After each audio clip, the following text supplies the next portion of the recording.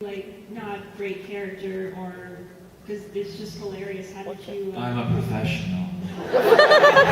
No, we broke character. I mean, some of that show was really hard to record.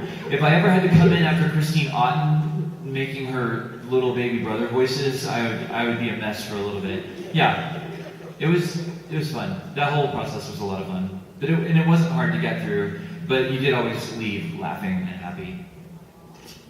Laughing and happy. Okay. Hello. Thank you. First of all, hi, Chris. I've been in with your carols. Hi. And I got 2 things for Patrick. 1, protein. Protein!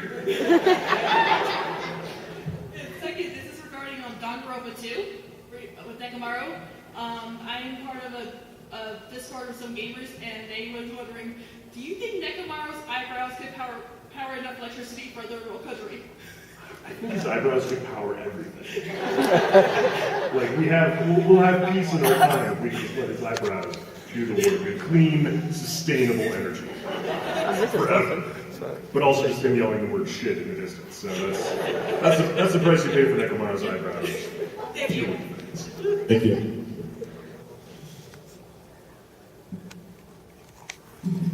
You sure put my name in? Dang it. Hi everyone, thank you for being here. Thank you for being here. Thank you. Now, you guys have had quite the variety of roles in your careers, but have there ever been any that made you stop and think, wait, you want me for this? Me?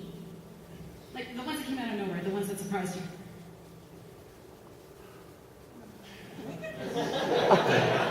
I think Black Lady, when I didn't, it was very top secret, the auditions for Sailor Moon, and the 5 Guardians were cast before Chibiusa, and they said Chibiusa has, a part in the series where she turns into Black Lady, and I never get called to do evil characters or dark characters. I'm always the cute characters, and they're always pink. But it was interesting because my first audition that I sent back, they go, "Oh, that's way too dark. That's way too evil," and I'm like, yes. So that would be mine. I know for me, I do a lot of Western animation too, like Justice League and Batman and Legion of Superheroes and that kind of stuff. And when I'm in the room, usually we do it's what's considered a cast read, which is different than when we record anime where we're by ourselves in a booth and we're going cue to cue.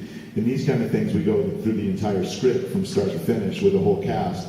And I'm often pinching myself when I'm sitting next to, Frank Welker and Rob Paulson and Jim Cummings and Jeff Bennett and some of these guys that are just legends in my mind. And I sit there and I'm like, I honor you, and I'm there really literally pinching myself like, how'd I get in here, and so that happens a lot, when you're surrounded by such talent, you're like, I snuck in somehow, I have 2 that are just like really strange. I'm always like Sandy. I'm always like a really cute, young kid character. Lots of pink and side relief and lots of comical stuff. So I got cast for DC Universe Online as Lust, who is officially the most scantily clad DC Comics character ever created. She has like nipple tassel things and a triangle in the front, and that's it. I'm just like, wow, that's me. And this game is rated E for everyone. Rated E for triangle. It was like, so they, so when I went in to record, they actually had one of the Warner Brothers execs pitching in via Skype, and they were all there were like 3 execs sitting there in front of the window staring at me and they're like, okay, that sounds too sexy. You have to tone it down. I'm like, but the character is Lust. Are you sure you picked the right person? But yeah, they had to make sure that it didn't sound too sexy, even though all the lines were all just nothing but sex. Because they had to keep within the ratings board, and they were like sitting there like writing notes, and I was like, oh my god, I'm gonna screw this up. Trying not to sound like Jessica Rabbit without. That was hard. The other one that was just really weird was for a live action movie called Jonah Hex. Another DC. Wow, you watched it? He was the only one. I never watched it.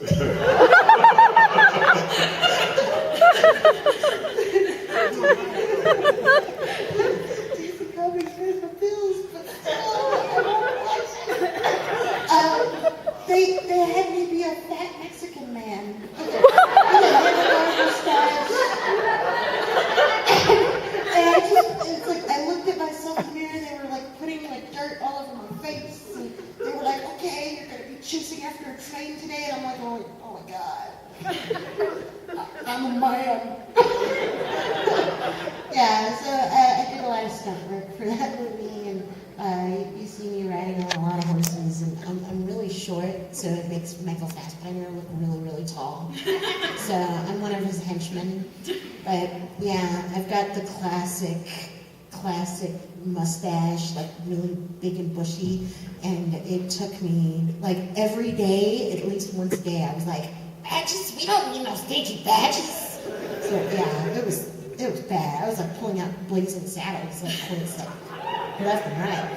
But yeah, that was fun. But weird. Like, I actually got in trouble because it was like part of it was shooting in Texas, and I needed to go to the bathroom, and one of the people was like, no, you can't come in here. And I'm like, I really need to go. And they were like, you have to go to the men's room. And I'm like, I'm not a man.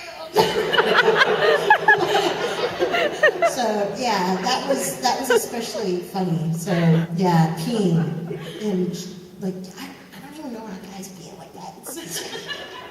So yeah, I tried. I failed.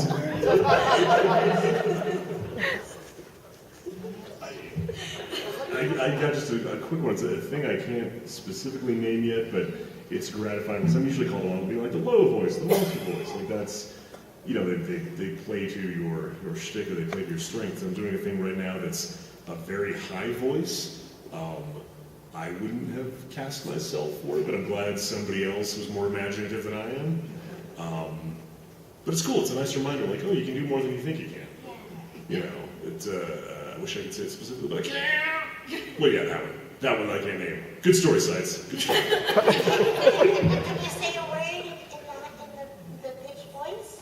I mean, it's sort of up here. It's this kind of thing that's just like, oh, I don't know, guys. And you show like, hey guys, what's up? So, a bit out of my usual comfort zone. Okay, thank you. Thank you very much, guys. I hope you have a good time here. Thank you. You know, so far it's been great. You guys are really awesome, by the way. Give yourselves a hand. Aww, yay! Hi. Hello. So this is a hypothetical scenario.